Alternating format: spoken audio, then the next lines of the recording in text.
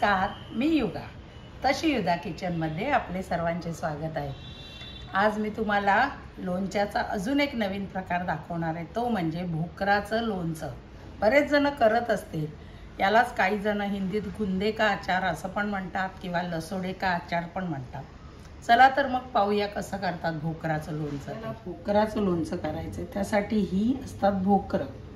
ही आणल्यावर मी अर्धा तास मिठाच्या पाण्यात भिजवून ठेवली आणि मग स्वच्छ धुवून कपड्यांनी पुसून घेतली. आता काय करायचं, याला आणताना देठासकटच आणायचं. देठ काढून कधीही पाण्यात टाकायचं नाही, कारण ह्याच्या आत चिकट द्रव असतो आणि पाणी शिरलं तर आपलं लोणचंही खराब होणार. म्हणून असंच हे धुवून सुके करायचे. आता आपल्याला एक एक भोकरं फोडायची. ती कशी तर हे असं घ्यायचं भोकरं आणि ह्याला तुमच्याकडे असं भत्ताचं काय असेल तर ह्या देठावर इथे अलगद असं मारायचे आणि त्याचं मग हे देठ काढायचं. असे दोन भाग होतील. आता हा चिकट द्रव हे असे सगळे आधी फोडून घ्या, किंवा मग एक एक असं मीठ घ्यायचं आणि मिठाने ह्याच्या आत हे असं बी काढायचं. तुम्ही मिठाने काढलं तर ते स्वच्छ होतं, त्याचा असा चिकट द्रव निघून जातो. आणि असे भोकराचे दोन भाग करून एका भांड्यात असे सगळे करून घ्यायचे. ते मी पहिले करून घेते. बघा, अशी सगळी भोकरं मी साफ फोडून मीठ लावून त्याची स्वच्छ करून घेतली. आता हा भाग आपल्याला फेकून द्यायचा आहे. आता ह्याला लागणार आपण मसाला बघू. हे तेल घेतलंय वाटीवर.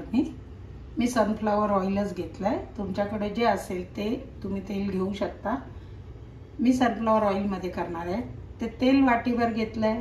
एक कैरी किसून घेतली, कारण भोकराला नुसती अशी चव नसते, तर मसाल्यात चव लागण्यासाठी हे किसलेला म्हणजे कैरी घेणं फार आवश्यक आहे. किसलेली कैरी प्लस तुम्ही कैरीच्या पोडी घालू शकता. एक चमचा मेथी घेतली आहे. ही आपली मोहरीची डाळ घेतली आहे. ही मी पाव कप घेतली आहे. हिंग मोठा एक चमचा घेतलाय. मीठ ऑलरेडी भोकरांना थोडं थोडं लावलेलं आहे म्हणून 2 चमचे मीठ घेतलंय.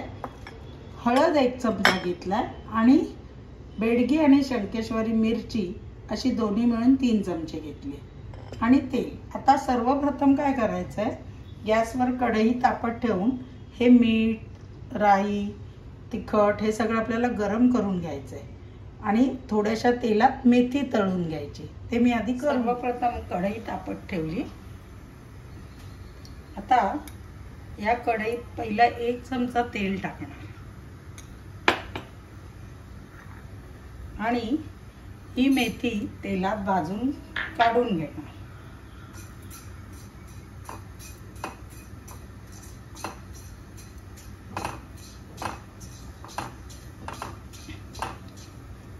आपली ही मेथी छान तळली गेली आहे तेलात.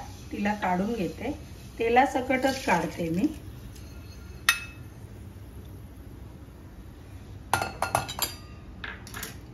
याच कढईत 1 चमचा अजून तेल टाकून हे राईची डाळ आहे ती भाजून घेणार.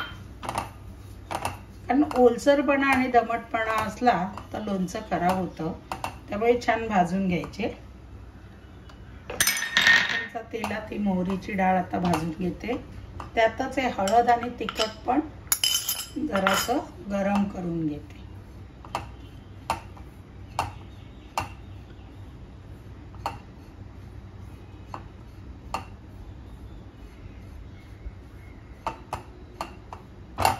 आणि यातच हे मीठ देखील टाकून भाजून घे. आता हे भाजलंय. आता हे काढून घेते मी.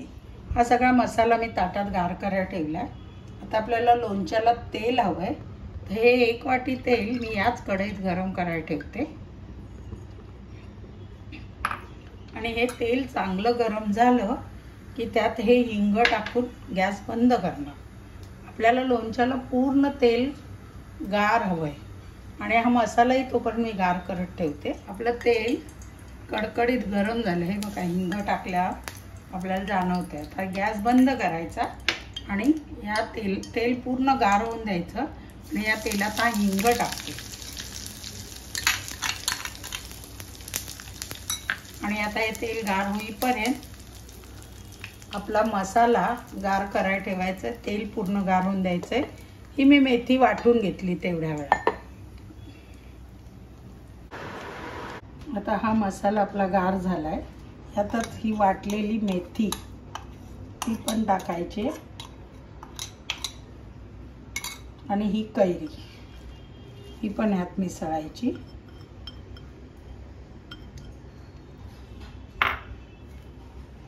हा सगळा मसाला आता हाताने एकजीव करायचा आहे.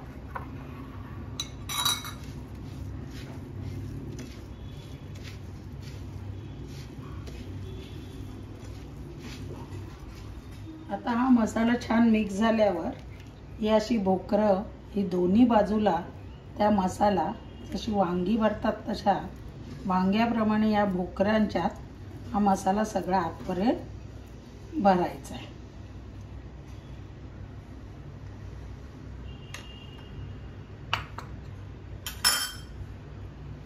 या पद्धतीने सगळे भरून घेते मी. अशा तऱ्हेने आपले सर्व भोकऱ्यांमध्ये असा मसाला भरून घेतला आणि हे आता तेल पण मी हिंग टाकलेलं गार झालं हे ह्याच्यात टाकून द्यायचं आहे.